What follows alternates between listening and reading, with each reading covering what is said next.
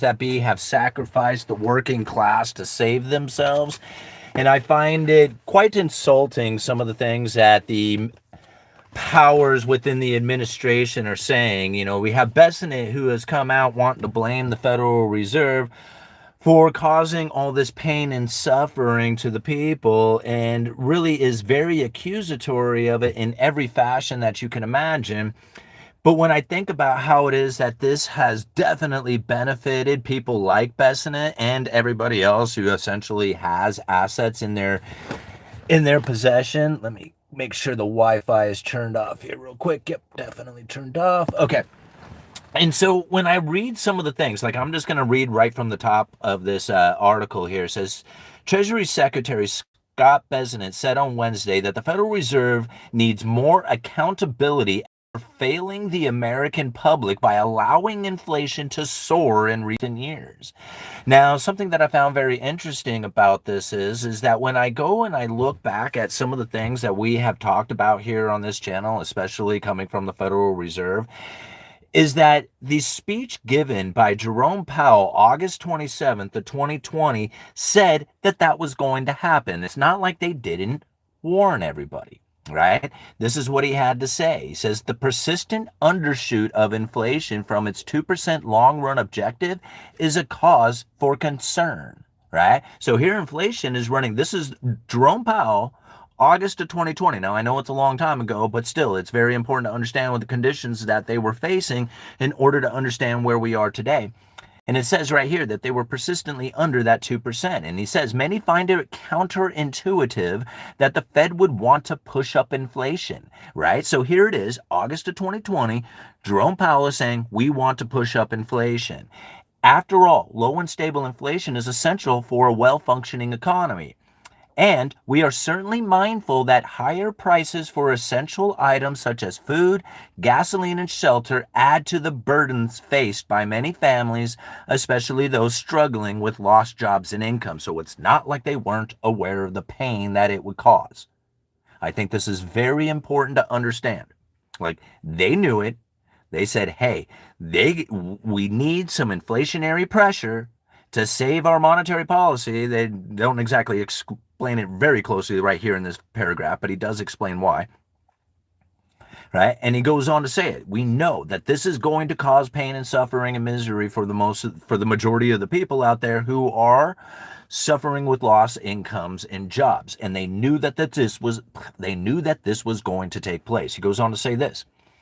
He says, however, inflation that is persistently too low can pose serious risks to the economy. Inflation that runs below its desired level can lead to an unwelcome fall in long-term inflation and inflation expectations, which in turn can pull actual inflation even lower, resulting in an adverse cycle of ever lower inflation and inflation expectations. Now, I'm going to do a chart for you guys right here. I'm going to show it to you. The problem with the YouTube app is that when I'm looking at the screen so I can read the comments, it flips the image. A lot of people ask me if I'm driving a right-handed truck, that come from Europe or something. No, that's not what's going on here. What it is the YouTube flips the image and I cannot flip it the other way. It's just the way the app goes. So when I bring up this chart, you have to think it's going the other direction, right? Like typically I would be showing a chart and it's going this way, but you're going to have to think of it going the other direction in order for it to make sense, because I drew the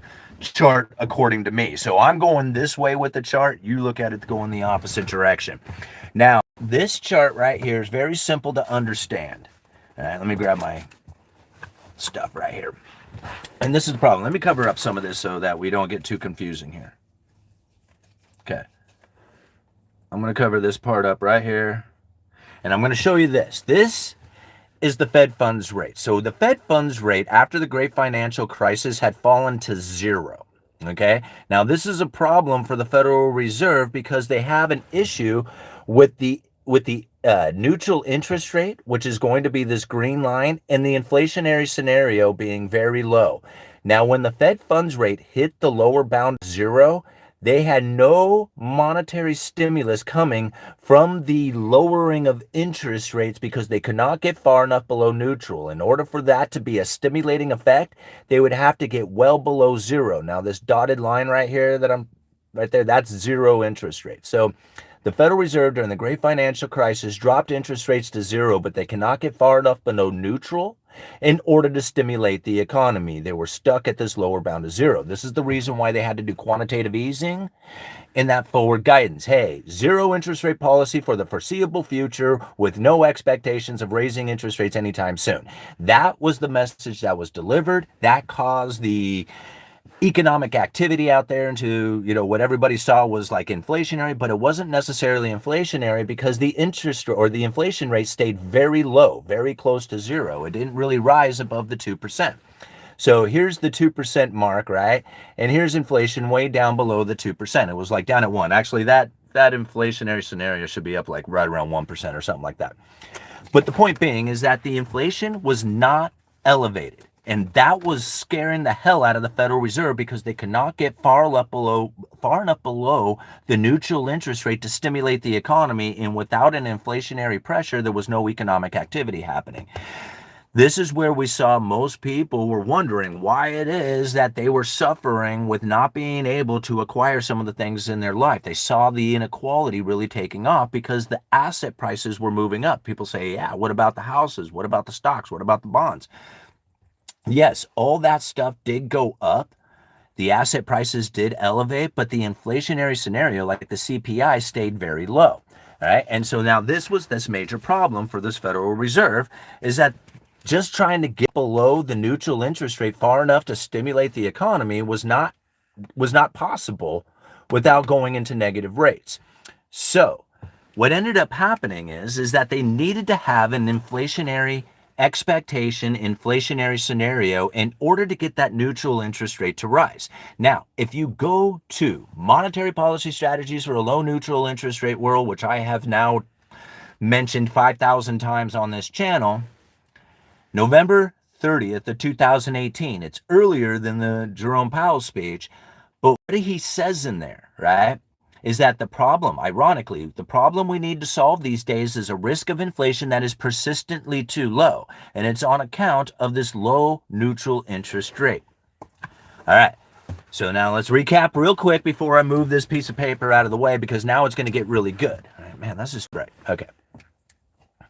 So here it is. John Williams is saying we need elevated inflation and inflation expectation to pull the neutral interest rate higher. Okay. So now what ended up happening is that the Federal Reserve went into what they called an autopilot program.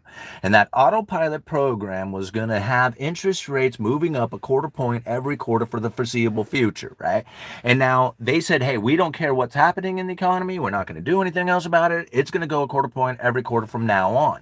That pissed the markets off something awful. So they got it up, right, to about, I don't know, 2.5% or so on the Fed funds rate.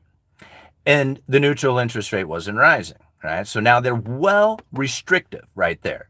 Without the neutral interest rate rising, they have this huge restriction upon the economy being elevated with the Fed funds rate. That pissed the markets off and it was very upsetting and they started lowering interest rate and then COVID kicked in, right? So it was right after that. As soon as they started lowering interest rates, I kid you not, it was like 2 months later, the COVID kicked in. So they started lowering interest rates to deal with the slowdown within the economy. COVID kicked in, COVID-induced recession, and the Fed funds rate went to zero again, right? So here we are, Fed funds rate at zero, but then we have something interesting happening. Inflation is taken off like a banshee. Now we got something the Federal Reserve is looking for. Right? Remember, the problem we need to solve these days is a risk of inflation that was persistently too low on account of a low neutral interest rate. The problem we need to solve is the risk of inflation that is persistently too low rather than too high. That's not the only one, right? Lael Brainerd, let me see, do I have that one right here somewhere? Hold on here. Lael Brainerd sent something very similar, new files. Let me see if I got it in here. Oh, crap, it's not. Leo Brainerd said something very similar. If I could only find it somewhere in here. Ah, man, my folders are so overwhelmingly just cluttered. I really need to do a better job of it. But she ultimately had said that there was going to be, or that the Federal Reserve would be looking for, or hoping for, or needing reflation. Opportunistic reflation. That's what she called it. And I thought, man, if there was never a better term for what it is that the Federal Reserve was looking for. Opportunistic reflation. They had an entire strategy called the makeup strategy to try and get this inflationary scenario. All right, so let's go back to the chart and finish this thing off real quick so I can show you what ended up happening here, okay? So all right, here we got the chart. We got the Federal Reserve dropped interest rates to deal with the COVID recession, the COVID-induced recession, right? And now, let me move this over. We got inflation, which is the red line, taking off like crazy, right? The Federal Reserve is keeping interest rates at zero while the inflation is taking off. This loaded people up with the inflation expectations. This is where everybody who says the Fed was too low for too long, they're bumping around like Mr. Magoo. They don't know what they are doing. And this created the inflation expectation that was extremely elevated, right? Remember, inflation is taken off and the Federal Reserve is still at zero and inflation is way up here. And they're saying the Fed lost control. They don't know what they're doing. They're letting it go. They're all crazy, right?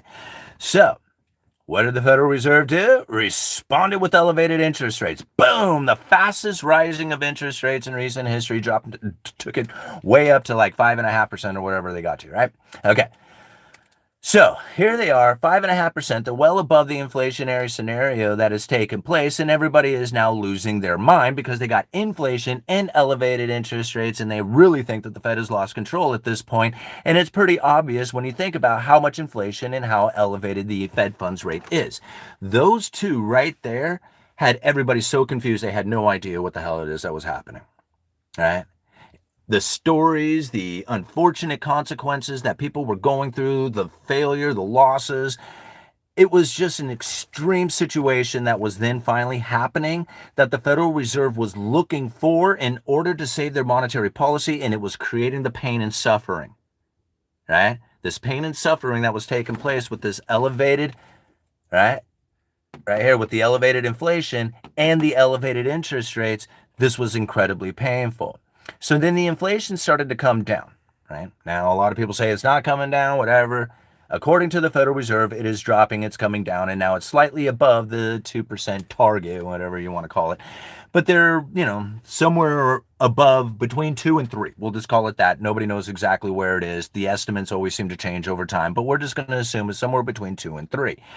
This is very interesting because when you take the inflationary scenario that we are experiencing, right, and you have the fact that the Federal Reserve is lowering interest rates, something very interesting is now taking place within the economy that I don't think a lot of people are quite understanding. Because see, here's the neutral interest rate of R star, which is different from the inflationary scenario, say, of CPI. See, R star is the Fed funds rate operating at its potential alongside low and stable inflation and full employment, right? It's like the magic sweet spot for the Fed funds rate in order for the economy to be operating at its awesomeness, right? The only problem with this is that this R star does not give them any room to stimulate the economy, much like they had the issues back here at the great financial crisis and somewhat of the issues taking place during COVID that immediately got alleviated with the massive stimulation and severing of the supply chain. But the neutral interest rate remained very low, right? Somewhere around 1%, 0.5% to 1%. Now, if you take this inflationary scenario with it and you put it on top of the R star, right? And you look at where that is in relation to the Fed funds rate, you're going to find that the neutral interest rate for where the Fed funds rate is not too far from where we are today. So the R star, which is the neutral interest rate when the economy is operating at its potential alongside low and stable inflation, that's the Federal Reserve's magic sweet spot, with the inflationary scenario on top of it, has now put the Federal Reserve just barely restrictive, right? They flattened out. They stopped. If the inflationary scenario rises, it will move into a neutral position. If the inflationary scenario continues to rise, the Federal Reserve will be in an accommodating position. This right here is what's happening. I don't know what everybody else is talking about, but that what I described, if you can wrap your head around it, is exactly what is happening within the economy. Now, people wonder, why is it that the working class is having such a difficult time while the asset holders are just killing it out there, right? Here it is, Bessinet's all mad, thinks that the Fed should take credibility or accountability for their mistake with inflation, yet he is definitely in a position in which that he has become much more wealthier. Right? The inequality that occurs from this is due to the fact that we are now a consumer nation. This is not like, I mean, we've been a consumer nation for quite some time, but this is now the results of it for ever increasing amounts of foreign production coming in and ever increasing amounts of debt issuance. If you have new money and foreign production constantly coming in, you're going to have separation between the rich and the poor. It's going to go it's going to get to the point of extreme misproportion as time goes on, because it can only elevate, it can only ramp up. See, if you want to have economic activity here in the United States, what you have to do is you have to have consumption happening. When the consumer is taking place, that's the economic activity. However, if you have a job and you got a raise and you took that raise and you went out there and you could barely increase your consumption, in fact, you were probably just going to have barely be able to make your payments anyway. And in fact, as time goes on, unless you get ever increasing amounts of new wages, you're probably just going to continue to fall down the line. It will barely keep pace. Now, the asset holders on the other side, as the new money pours in and the ever increasing amounts of new money pours into wherever it is that people spend their money to, it will find its way up to the top every single time. And this is where we really find that the inequality has taken place, because not everybody thinks that they have to become an asset holder. Getting into stocks, bonds, real estate business, doing whatever it is that they know how to do with their skills and ideas and network that they have in order to get an income beyond that of an occupation, because the occupation isn't going to be enough. Like, some people might have an occupation that can handle it for now, but as time goes on, it's going to get harder and harder. Okay? Understanding what's going on here with the Fed funds rate and how close it is to a neutral position in accordance to the elevated inflation and inflation expectation is incredibly important, because it's painful for you. They know it's painful for the working class individual. They said it was going to be, but you're sacrificed. You're sacrificed for the economy, because the economy needs a consumer and you're not it. Even if they give you a raise, you're not it. The person who is it is the person who decided to get themselves into assets. They are the consumer. They are the ones who they are focused on. So if there's going to be any kind of economic activity happening out here, it's going to happen with the asset holders. And the reason is because elevating the inflation and inflation expectation was the only way that they could deal with the monetary policy that was operating at the lower bound of zero. By doing this, you suffer the consequences. Asset holders kill it. They just do so much better. This is difficult, and it's painful for a lot of people to understand and hear. And I get it. And I don't like being the doomsdayer, but I like being the person who is coming to you with the real truth that is not sugar-coated, for you to then dance around and hope and wish and pray that there's going to be some sort of, better future for those who just don't do anything, right? It's not going to happen that way. You have to get up and you have to run, and you have to figure out what it is that you are running towards. This chart, I understand, is very confusing for people who have never seen it before. But if you can imagine what it is to have a neutral interest rate that is now elevated on on the facts of the inflation expectations, you are going to find how restrictive the economy really is. And not the economy as much as the financial system. And again, who's taking part in the financial system? Right? You got people down at the bottom who take part in the financial system and put themselves into consumer debt. And you got the people at the top who take advantage of the financial system and buy into cash flowing assets. Right? Again, this is separating the rich from the poor in a dramatic way. Right? All right, guys. 20 minutes into it. I hope this helps. All right. I hope this helps. Is there any way that I can describe it, show it again, draw it the opposite way so it makes more sense, so that it goes in the direction that you think? But just remember that, I mean, my video is reversed here, so just kind of look at the chart backwards. But that's it, right? This is what's happening within the financial systems, with the banking system, with all that. And the more that you elevate the inflation expectation with credible threats of tariffs, credible threats of Fed independence, credible threats of all the crap that's going on out there, you can actually make the economy less restricted for 10 to 20% of the people. All right? Everybody else suffers in pain. 20% of the people are killing it. And that's it, man. That's what's happening. You know? All right. I can't take this. Oh, bummer. Okay. Well, the U.S. called off peace talks with Iran. The hardworking and financial educated get ahead of the financially literate lazy. I agree. The oil price will eventually increase to, according to Peter Schiff.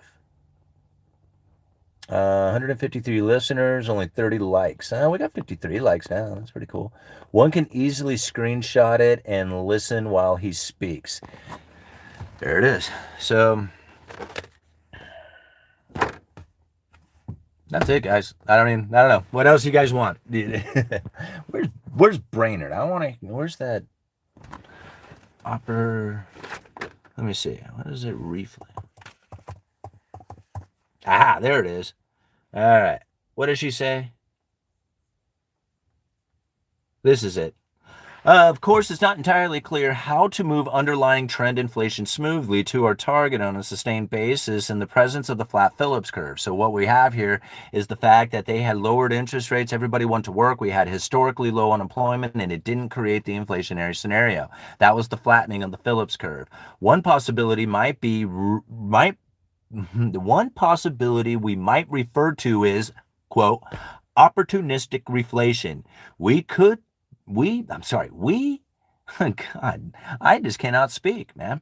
Okay, opportunistic reflation would be, there we go, to take advantage of the modest increase in actual inflation to demonstrate to the public our commitment to our inflation goal on a symmetric basis. For example, suppose that an unexpected increase in core input price inflation drove overall inflation modestly above 2% for a couple of years.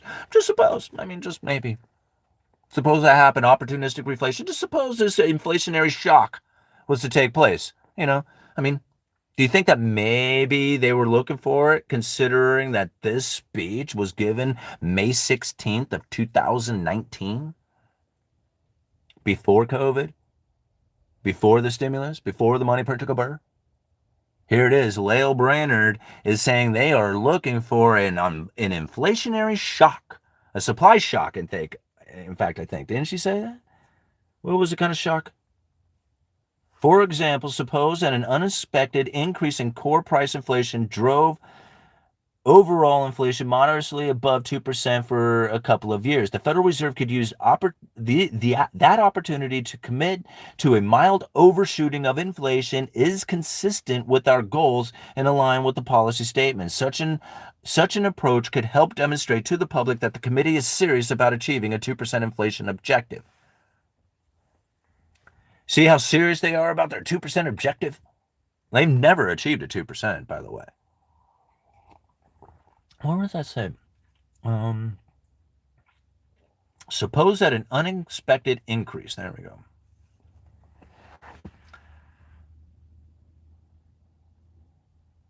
I love it. I love it. All right, too bad we can't just get along and revolt. All right, they are probably children. Just block them. All right. Why do they attack this character? Because they don't understand. Oh yeah, just go ahead and ditch anybody who's not really contributing to the conversation. Okay.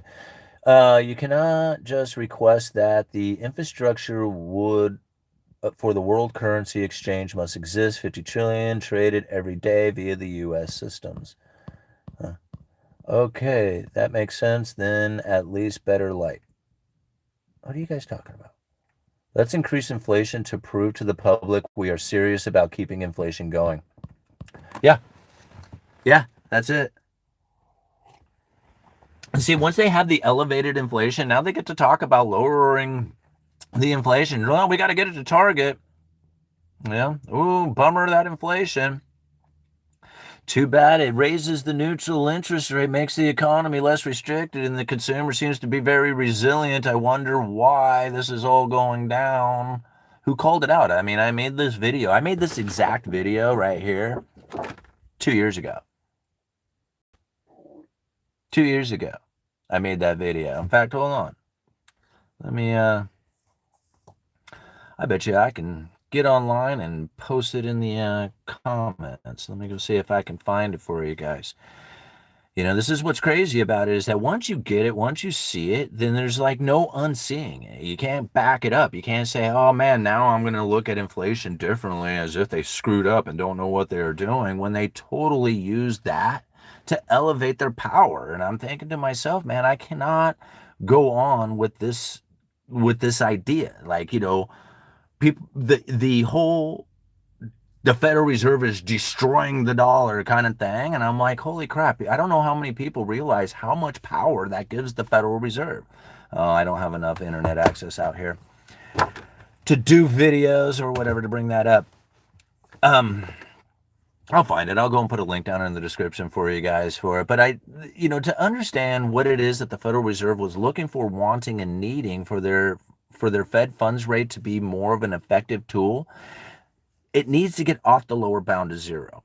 Like if you have no ability to stimulate the economy, then you don't have an interest rate adjustment. You don't have monetary policy stimulation through interest rate adjustments. The only thing you have is the promise to keep it at zero and then quantitative easing, the massive balance sheet expansion. And so as people think of that as being inflationary, it's really not. And you can prove that through quantitative easing 1, 2, 3, and 4, right? Here it is. I mean, I'm looking at speeches delivered by the Federal Reserve at the end of 2018 into 2019, and they're like, where the hell is the inflation? We just took our balance sheet of 850 billion to over 4.5 trillion, kept interest rates near zero for a unreasonably length of time, and it didn't create the inflationary scenario they were looking for. All right. They couldn't even get to 2%. That's crazy to think, right? Why? Why is it not working? It's because operating at the lower bound of zero is actually a deflationary concept. And I know again, it's very hard because people look at low interest rates as being very like inflationary and stimulating and all that, but it's really not. It's actually deflationary because what you end up doing is getting a loss on your return of capital investment. So over time, when you get your money back from your investment, it doesn't have enough of a return to it to actually go back into the economy. And if you have any loss of purchasing power, it actually goes reverse, and it's a deflationary concept, having low interest rates with a return of capital investment that ends up going negative.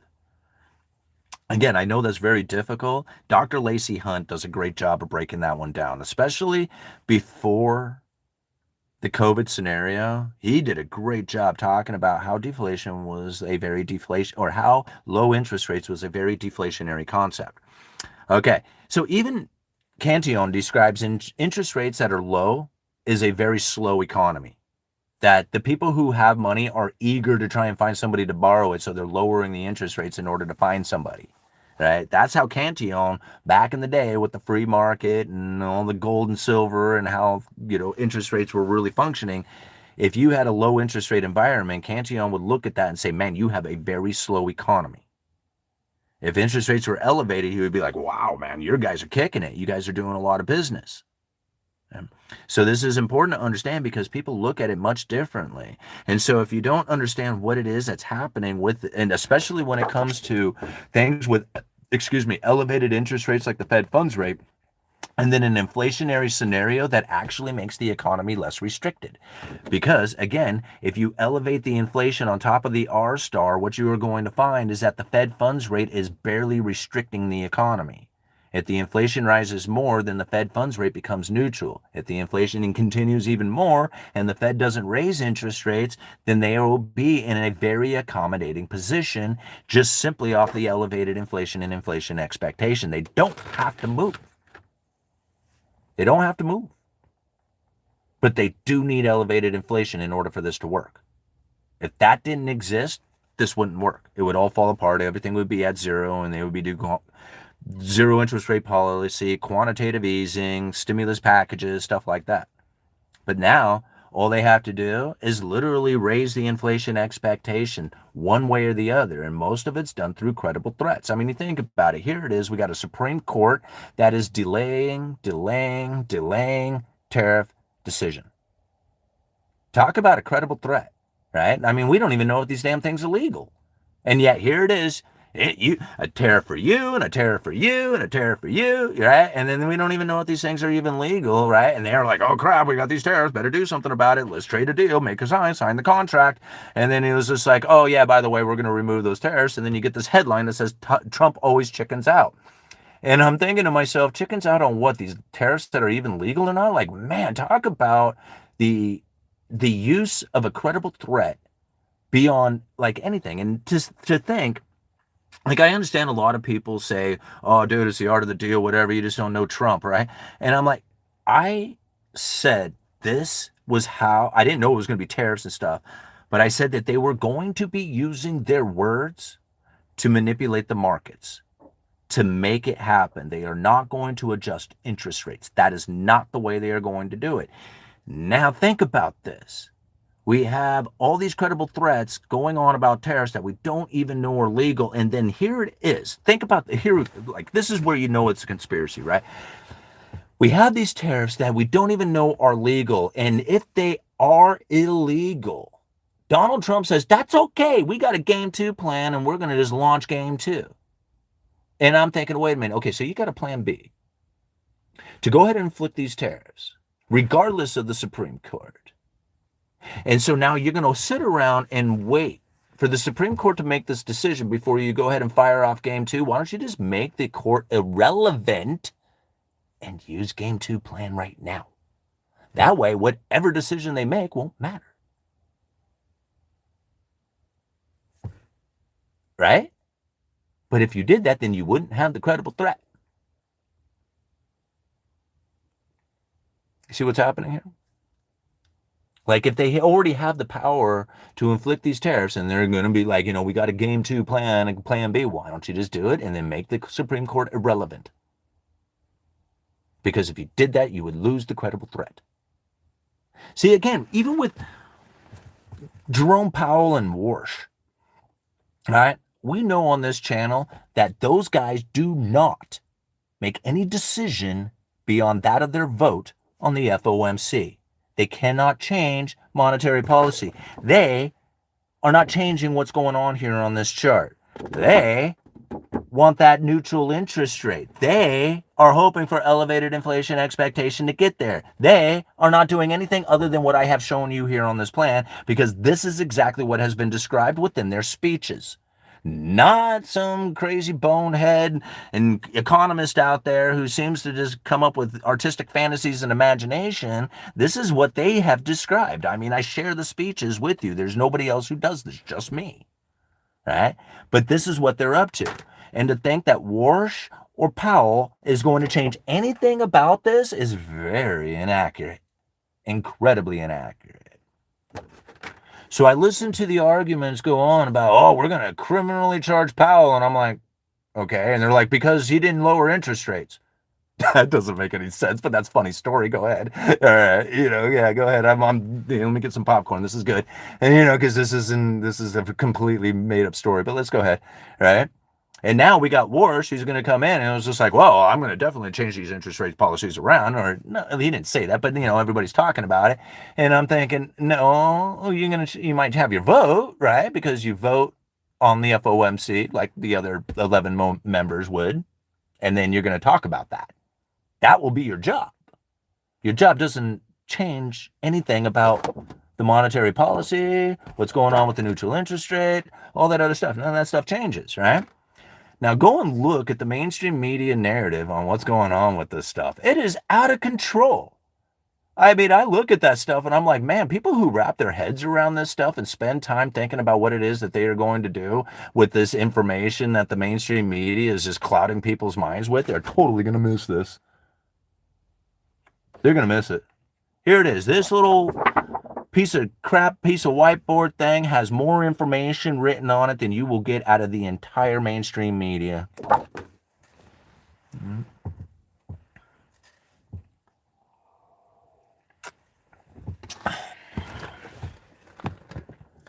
All right. Is war not good for the economy? I don't know. I guess it depends on what side you're on. Simon, is there a way out of this cycle? No. No. I mean, out. How? Yeah, get into assets, get rental properties, dividend paying stocks, businesses, whatever bonds, level up your education. I don't know how many times I have to say, I don't mean to be offensive, Rob, or anything like that, but that's it. That's the only thing you can do. There's nobody you can vote for. And don't trust anybody who says they can fix it, because that's even worse, right? Especially don't trust anybody who says, all you have to do is just use gold. Or, yeah, okay, whatever. There's, those people do not understand Triffin's dilemma, and they do not understand what's going to end up happening to the people here who have no assets whatsoever and live off of the idea that they are going to have to deal with the fact that the foreign production is no longer coming in and there is no work for them. And that is going to be very devastating. The people with assets are going to be like, in the money and killing it, especially if you have gold and silver. You'd be like, woo, man, I'm awesome. And everybody else they should have listened to me, right? And then they're going to suffer the consequences of it. So if you want to be one of those people and then hope and wish and dream for the demise of the economy, go for it, man. I just don't wish and pray for that stuff. So I look for other directions. Yeah. All right. And that's just the thing. It's better to understand that there is no fixing it. Like, you can't fix it, because you got to, like, fixing it means that we all have to have productive jobs, that we produce real assets and services that we can then sell to the rest of the people out there. Oh, thank you, All Nighter. Where's that at? Oh, I'm sorry, man. I missed it. Thank you so much, man. I'm glad you're here, bro. All right. To the chickens. I love it. $2. War historically is very inflationary. Well, it gets economic activity up and running. Now, here, I'm going to explain something that hopefully people can really understand into the root of it, because you got to think the economy is forces.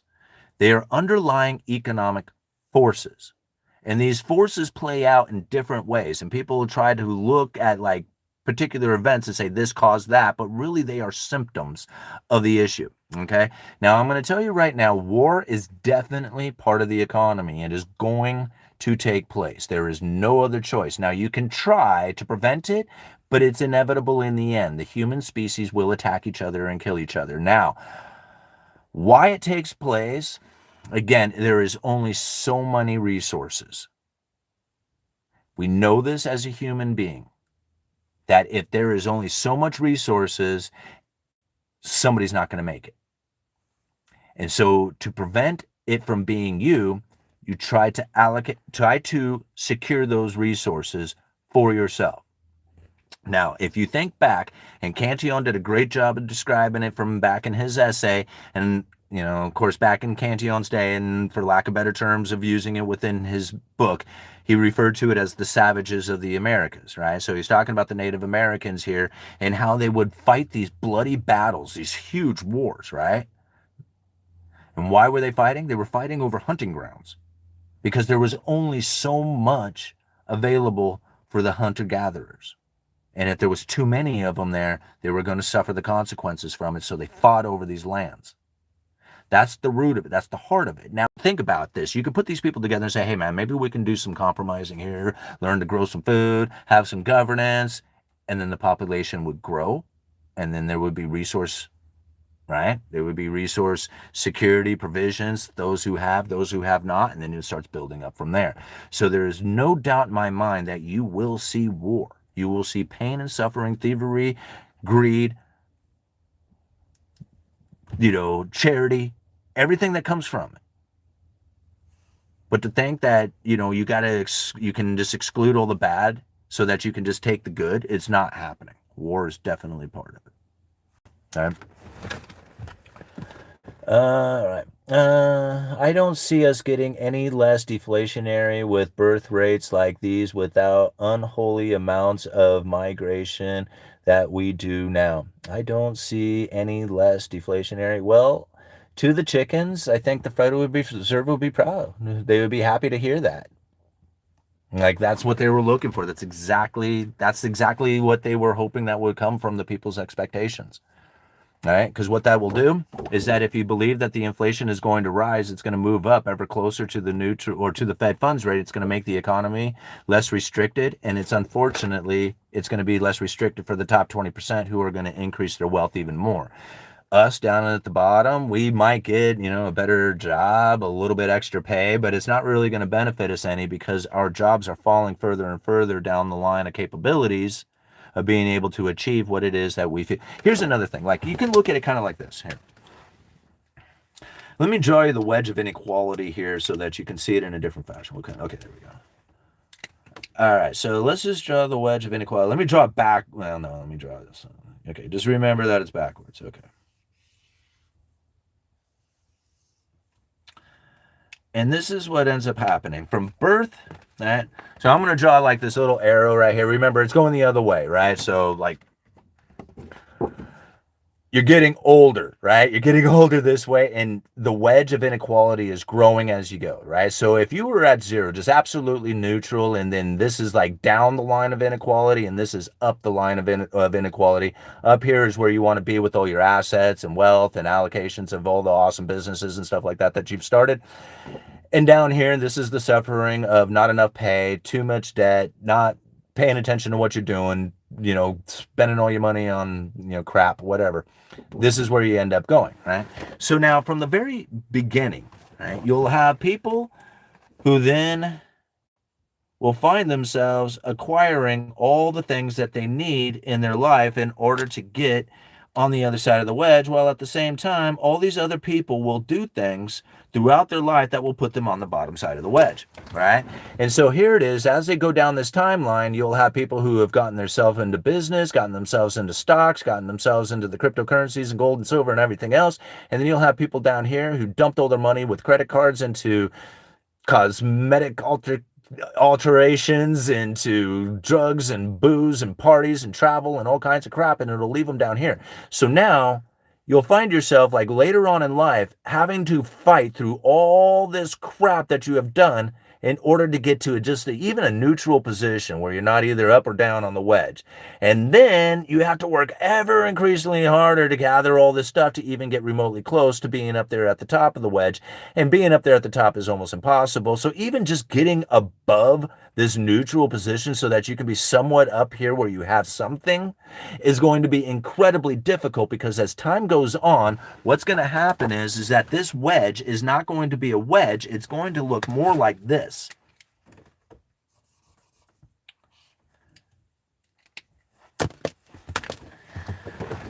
So back here, everybody could start from zero and make it. Now, if you don't start from the beginning with assets, like your parents do not put you in that position from the very get-go, you're going to fall behind. You're going to have to start back here. Okay? Many people with the $1,000 bank account, stuff like that, when they graduate, they're going to be right here, far ahead. And then everybody else is going to end up starting way back here, and they're going to be that farther behind, right? And that's going to end up happening here going into the future, is literally like people will be born into the two tiers. One of the two tiers.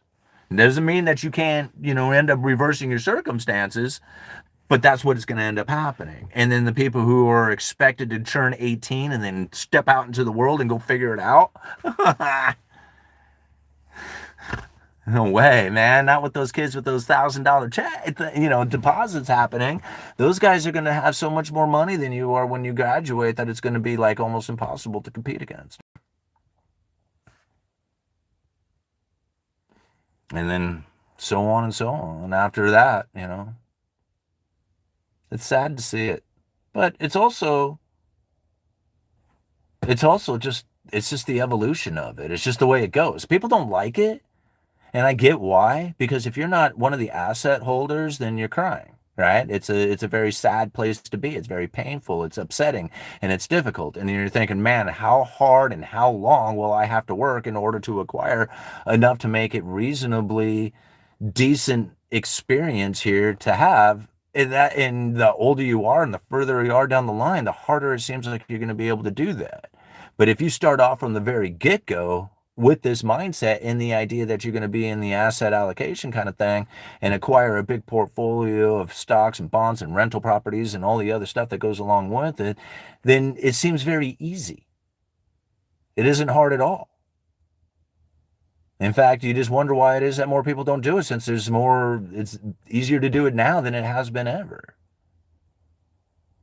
But not everybody's going to do it. In fact, Cantillon says that. He says it in his essay. He says there's a handful of people who are industrious, who will not at first increase their expenditures so that they can secure an interest rate beyond that of their occupation, and then eventually they will become property owners. And then he says in the essay later on that many people, like when the prices rise, they will work eagerly to acquire the money they need for their maintenance, but won't put in much effort beyond that of their maintenance. Like they'll pay their bills and that's it. And then they'll either complain about it or just suffer the consequences.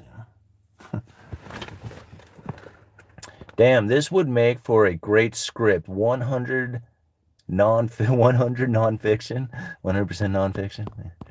Don't hate the game, play it better. That's really what it comes down to. I mean, I don't like the game. I don't like the game. It's just like I look at the game and I'm like, this is stupid. I hate this. Right? This is not the way life should be. But it ain't up to me. I didn't do this. Like I was born into this stuff. I wasn't like, I didn't ask for it or anything. So it's not up to me to like it or not like it. It's just the way it is and I have to deal with it. So I don't like the game. I mean, but whatever, it isn't up to me to like it or dislike it, I mean, All right. Farmland is easy to manage. It's a solid investment that increases its value and can rent it out. It's a win-win-win. Only problem is land isn't cheap. Can you talk about Bitcoin long term? I just started buying about a month ago. Sorry, I know you've probably covered this before. Okay, no problem. Spaghettios? 23. All right. Okay, so what's your reasoning behind it? Give me that answer real quick. Give me an expectations that you were having and your first initial reasoning for buying Bitcoin, and let's start with that. And I'll give you a rundown. All right, hoard assets, yield dividends, ensure with precious metals. Yep, hard assets that yield dividends, and that's a hard one to remember, right? Because people want to buy things that go up in price, but they forget that there are things that you can put your money towards that will consistently pay you. And many times people just think immediately rental properties, but there's so much more than that, right? There's rental properties, dividend-paying stocks, bonds, businesses. There's all kinds of things out there that you can put your money towards that is going to have a return, right? And that's important to look towards, because not everybody's going to be a landlord, right? Not everybody wants to be. And when it comes to owning property and rental properties and stuff, it does take a unique person who is going to work that. Like you can't just buy into this property and say, okay, cool, I'm going to take off for the tropics, just send me the checks, right? You got to be there and work that thing and understand what's going on with your property. And that's not always easy for everybody who doesn't know what they're doing in a house and, property and all that other stuff. All right. All right. Lots of peer pressure, to be honest. Okay. Bummer. Bro. Peer pressure. Okay. Take it back. Don't panic, but all right. You got to remember, you got to make decisions for yourself. Got to feel it deep down inside. I'm okay with this, right? I want to do this. I'm moving forward with it. If nobody knew that you did it, and you didn't tell anybody, are you still okay with it, right? Are you happy with your decision? Sometimes you need to lose a little money in order to get a lesson, right? But remember, don't listen to other people for your decision. You got to make you own your own economy, which means that regardless of the peer pressure, they might be right. You might agree with them, but you don't fall victim to that, because then you're going to have to listen to them when it's time to get out. All right. I don't have much understanding of it. That's okay. I know only a limited amount was made. That's true. And there is still more that's going to be made. And it's decentralized and dropped in price. Laugh aloud. Okay. Bitcoin, in my opinion, is really not that far off from gold. And I know a lot of people will roll their eyes at it, but really, when you think about it in the fashion of a money, right? Because there's money and there's currency. And so a lot of times you'll hear it as digital currency, but really digital money. And now money is not exactly like a digital form. Money is gold, silver, copper, right? These are monies because they are something that holds value. It's tangible, it's divisible, it's, fungible. It's like all the things that you could ever possibly imagine as being a good store of value, especially for length of time, because many things can store value, but very few things are going to hold its characteristics for an eternity like gold and silver will. Now, Bitcoin holds a lot of the same similarities as money does in the fact that you will have a limited, it's divisible, it's transferable to anybody, it has like all these different characteristics. The only part it's missing is the physical form, right? Which really then kind of eliminates it out of being an actual money. So it's a currency, right? Because money is something that you have to be able to have, right? It's got to be like, regardless of anything else going on out there, you got to be able to take it with you. And that's the ultimate security of money, is that it doesn't have anybody's responsibility involved. Digital currency can have a lot of that, at least for the individual feeling, but it's very difficult to then put it in your hand and say, just take away everything. You can put the digital currency in your head, right? Carry it around up in there, and there it is, kind of like that physical form. So it gets really close, but it's still not it, right? It's still not that physical item. So when we think about what it is that the currency can do, right? Because currency is different from money. Currency just transfers goods and services to other goods and services. Fiat currency. It's not fiat money, right? People call it fiat money, but it's not. It's currency, right? Because it trades goods and services for other goods and services. When people say, "Oh, the dollar's losing value, it's inflated, all this other stuff," they're destroying the purchasing power, and I'm thinking, so it wasn't meant to hold purchasing power. It's a dollar. It's meant to trade goods and services for other goods and services. It's a currency, and if you expect it to do anything other than that, it's going to be a very painful experience for you, because that's not what it does. It doesn't hold value. It's not meant to hold value. Like, I know you want it to hold value, like, not, maybe not you, SpaghettiOs, but most people want it to hold value because you work for dollars and want those dollars to hold value as you go into the future and be able to buy things. But it doesn't, and it just doesn't hold. Like, I'm not going to give it that sort of characteristics, and I'm not going to give it that expectation, right? So understanding currency is different from money. Bitcoin is a digital currency that has a lot of characteristics of money. Gold is money, period, right? That can do currency. So this is how at least for me, this is how I look at these different things. So now when I think about what it is that the Bitcoin can do for a currency, as far as like the world demand and all the transactions and all the other stuff, I find it to be very improbable that it's ever going to take that sort of form. And the reason is, it's because of Gresham's law, right? Gresham's law is going to kick in, and it is going to chase out all the good currency. The good currency, gold, silver, Bitcoin, and then on down the line. So if you have a bad currency, fiat currency like dollars, and those are circulating in the system, and then you have something like Bitcoin or gold that is also introduced into the system and say, hey, we're going to have this currency as well, and you all just make the choice you want to use, and you come to a merchant and you say, hey man, what do you accept? Gold, silver, Bitcoin, or dollars? And that merchant says, I'll take whatever you got. Are you really, really, really going to hand over your gold, your Bitcoin, or are you going to hand over those fiat dollars? Just like, I mean, I understand that people might want to, like, deep down inside, be committed to the gold and silver trade or the Bitcoin, and then actively try to use that currency. But really, deep down inside, if you have those things in your possession, are you really going to give those up and keep the folded paper fiat currency in your pocket? Or are you going to give up that fiat currency and keep the gold and silver for yourself? Right? So you're going to keep the gold and silver for yourself. And then if you came to me and you're like, hey man, do you take gold and silver or fiat? And I'm looking at you, I'll take gold and silver. I'll take Bitcoin. And then once I get it, you'll never see it again. I'll hoard it. And if I start hoarding all the currency, many of us will, then it's going to deny you the ability to use it in transactions. Hence the fiat currency. All right. So now for me, when I think about what it is that I'm doing with Bitcoin, what I'm doing with cryptocurrencies, what I'm doing with gold and silver and all the cash that I have, like I have that much cash, where I go with my cash, I have very different reasonings for what it is that I'm looking for. Now, Bitcoin has very, very, very low expectations. Like I don't have any expectations.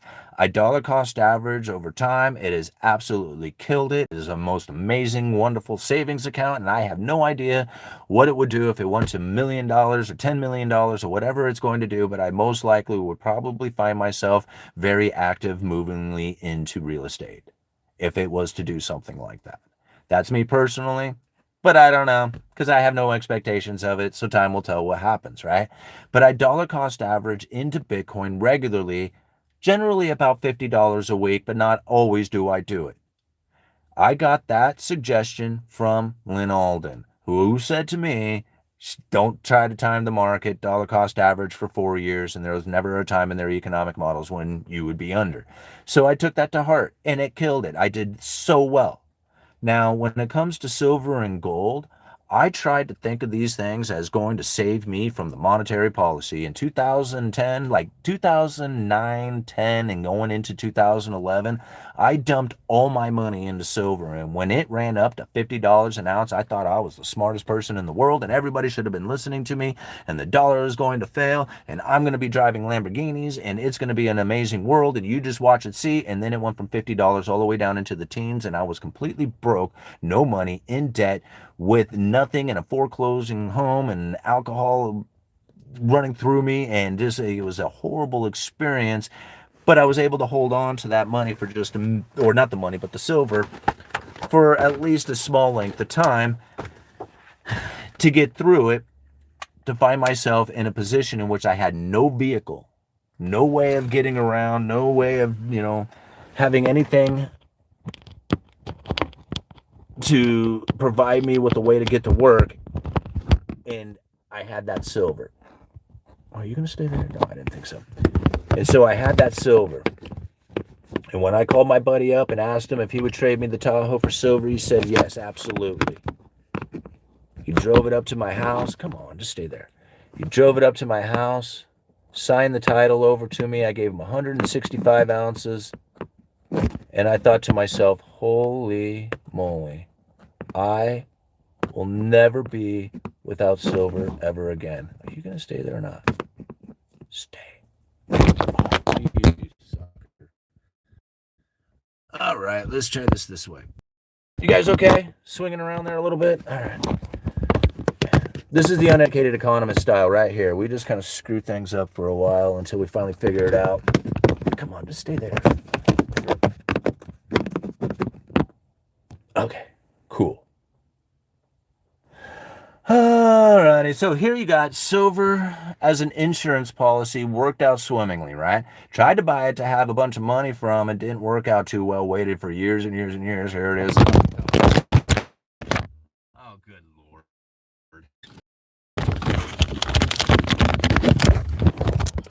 I don't know what I'm going to do with you guys.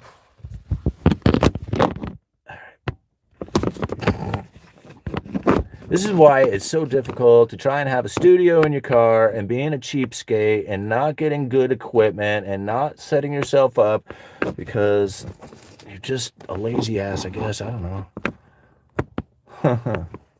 Might just have to call it quits if I can get this thing to stay. The problem is that so much condensation on this window is that it's just made it slippery from everything around here.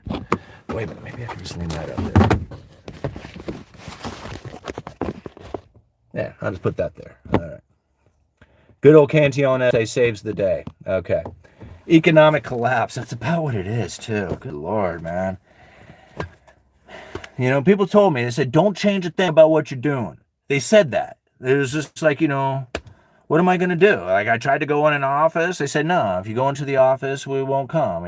Stay in the car. So here I am. I'm in the car. Look how hard it is, right? Okay. Get bungee cords. I know, right? I need to get Velcro strips. All right. Silver is being hit hard right now in the market, is it? I mean, I think about it. It was just like, what does hit hard mean? Like, if it goes down to $50 an ounce, are you going to be bummed out? Like, I don't know, maybe if you're planning on using that money for something, I guess it would be. Like, I watched a bunch of money just like flying. I'm like, holy moly, man.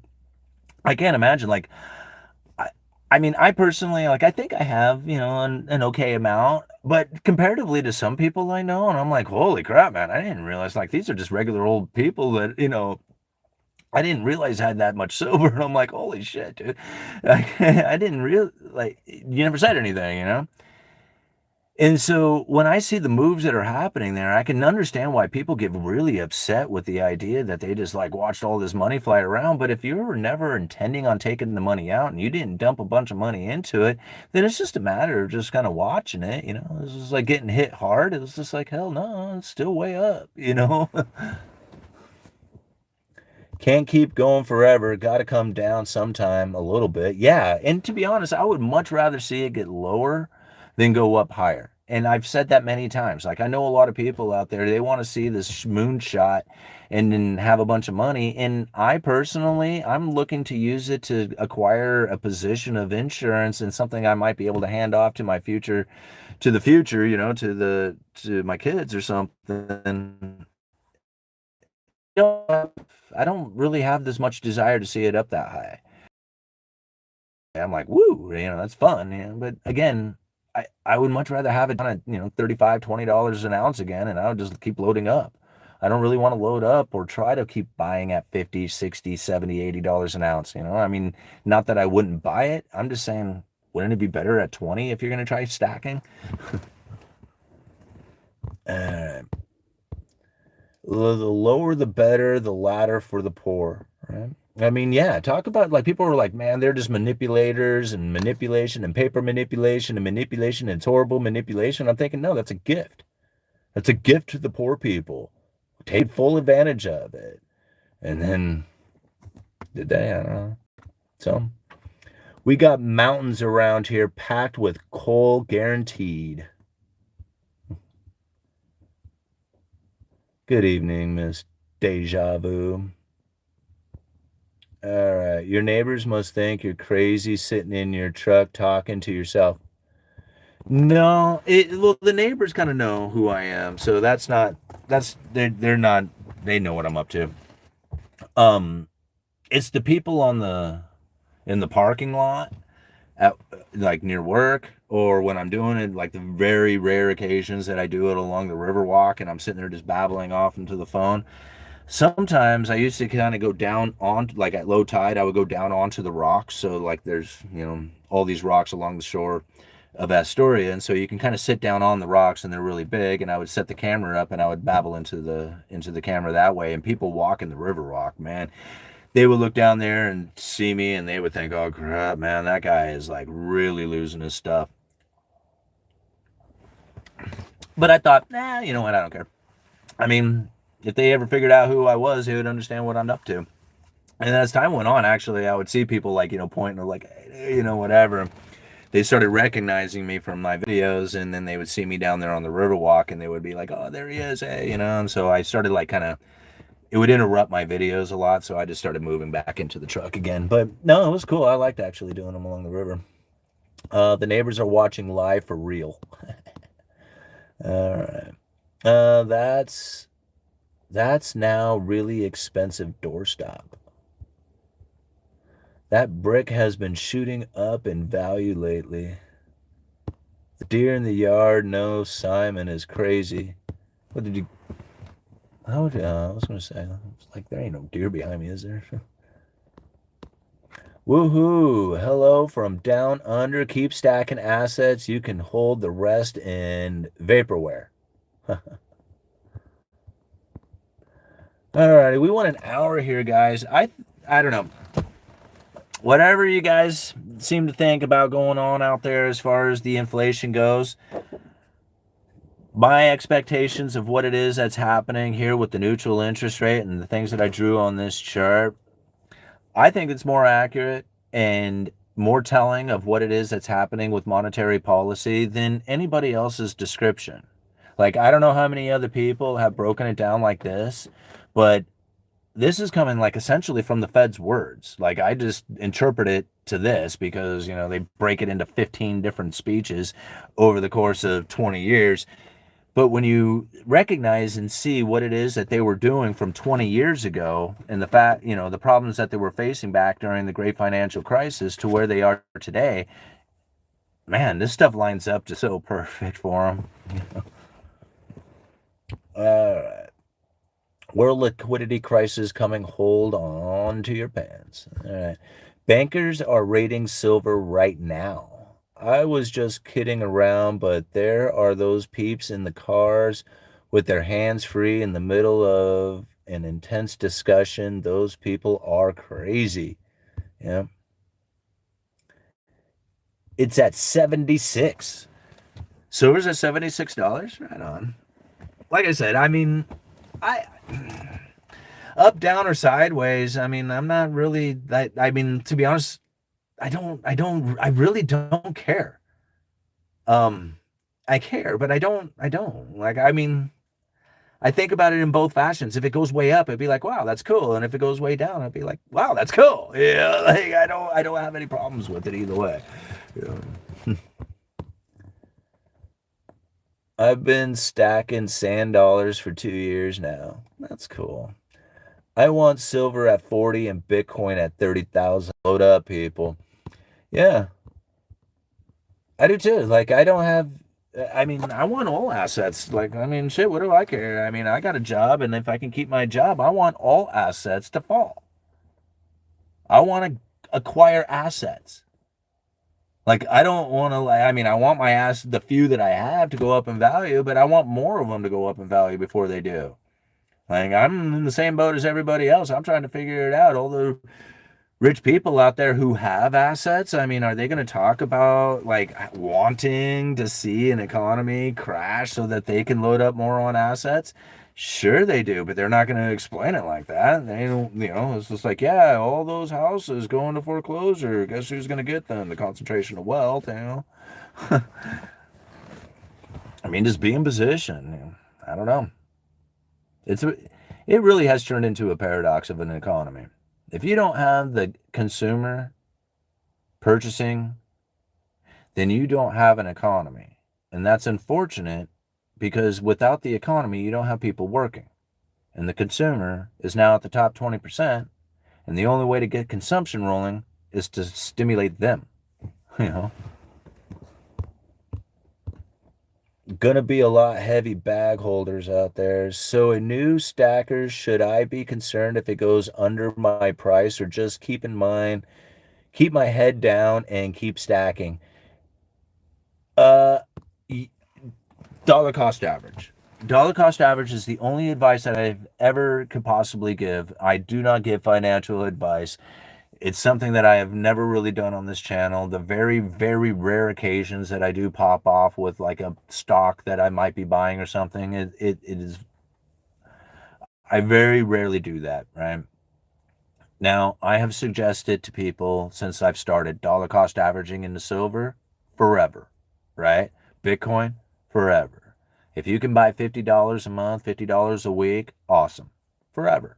And that's the way you do it. And the funny thing about it is that when you pick up a couple of pieces and people are like, man, what are you going to do with $50? $50 ain't enough. And I get so frustrated when I hear people say that, because what they are missing is that there is an energy that is attached to it, and not like this, like electric shock that you're going to get from it or something, which some people might get, but that's not what I'm talking about. When you take your money and you go and you put it towards silver, right, and you do that regularly, once a week, once a month, and you're anticipating the next month, something very interesting starts to happen. When you start clicking those things together and you start holding them, is you start finding that these things start coming into your existence in ways that you weren't expecting them to, right? They just start finding their way in. Somebody shows up and says, "Oh man, I heard you into silver. I have this piece. I thought I'd just give it to you." You know, literally, somebody might just show up with it or say, "Hey, I have one. I don't want it. You want to buy it? How much is it? You'll get silver coming in this way." You'll start realizing that silver is out there in a much broader fashion than you could ever have imagined, not just necessarily there at the coin store or at the online retailer or something like that, but there's silver like literally out there in the world that can just show up to you. So when you start regularly putting yourself in the position of trying to regularly acquire silver, you're going to find that it gets easier and easier to get it. And then pretty soon, $50 a month turns into $50 a week, or then $100 a week. And then you start seeing this stack growing more and more. It ends up, it's like the I don't know, like the energy behind it, it just starts, it just starts compounding over time. That's the important part to remember. It's not the money. Like if you think of the dollar amount, it's going to get very confusing, hard, and it's probably going to be frustrating, and you won't be very successful at it. And the money part of it is not the important part. And that is the last thing that you should really be thinking about deep down inside. If that is the thing that you have put forth as the important part of it, it's going to be very hard. And I know this is weird because everybody wants to make the money the important part, but really it's the least important part of it. It's the energy that goes into it. That's the important part of it, because if you can get the right energy flowing, then that energy will then start compounding and start showing up in different ways. Whether it's you purchasing it, finding the extra money, all the money beyond the money you're already making, learning some kind of skill that levels up that then gives you the ability to buy into it, you will start finding that if you are in the right energy of just stacking, I don't care how much, I don't care what it costs, I don't care what I'm doing, I'm just going to keep loading this box up, and I don't even care how much goes into it, I'm just going to keep doing it, right, until it's full. And then I'll count it and I'll figure out how much I have then. And you just put yourself into that sort of mindset, I guarantee you it'll just start showing up. It'll just be so easy for you. And that's why I know it seems like crystal grip and hippie woo-woo shit that I'm talking, but it's not. Like, this is how I was able to acquire most of the stuff in my life. Getting on stage and going and speaking, doing the YouTube channel, all the stuff that I've ever done in my life. Oh, I guess it's dinner time. All right, guys. This was a lot of fun. I enjoyed hanging out. I don't know what else to offer you guys. The school, right? UE University. If you want to learn more about what I talked about on this chart right here and try to figure out how it is that the neutral interest rate is rising on the inflation and how that relates to the Fed funds rate, we break this stuff down regularly. I have all the speeches that I have used to develop the credible threat theory. It's there at the UE University. You have 7-day free trial with that UE University. You can go and check out the community. We're an awesome community who is constantly talking about these subjects, bringing up new topics and articles. It's a great place to go to have a conversation about the credible threat theory and the things that we talk about here.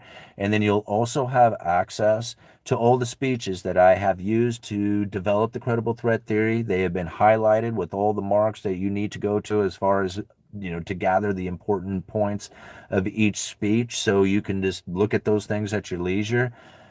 Again, I don't know anybody else, literally nobody else who is doing it like this, right? We are the only ones here on the Uneducated Economist who has developed this, who has put this together in this way, figured out the monetary policy in this fashion, which again is different from anybody else. I mean, from anybody I've heard anyway, talking out there, this starts to make sense for people when they get this. Like, it takes a while sometimes, a few reviews of it, but once it clicks, it's just like, aha! That is making sense on why we have this resilient economy, but yet the working class is feeling the pain. Right? Okay, you guys are awesome. Thank you so much for being here. Can you comment on NZ economy, on the New Zealand economy? I really can't. I don't know if I do enough studying on the different individual economies out there in order to formulate a good, decent opinion on the specifics of those economies. Now, like I have talked about like South America from some of the reports of like the overabundance of Chinese goods that are now coming into the South American nations, and how they're talking up of how awesome this is because they got the solid middle class who is then raising their standard of living. And I'm thinking to myself, man, if that ain't the Cantillon effect, I don't know what is. So understanding those four economic forces, right? Gresham's law, Triffin's dilemma, the bullwhip effect, and Cantillon effect, and then like taking in the credible threat theory and like how it is that the monetary policy is being conducted through their words as opposed to their actions. When you start realizing those things, like when you finally internalize them, I am only assuming that you would probably be able to recognize a lot more of what it is that's happening within your own local, nation's economy, within your own sovereign nation. But anyway, okay, I gotta go. Uneducated economist, you let me know.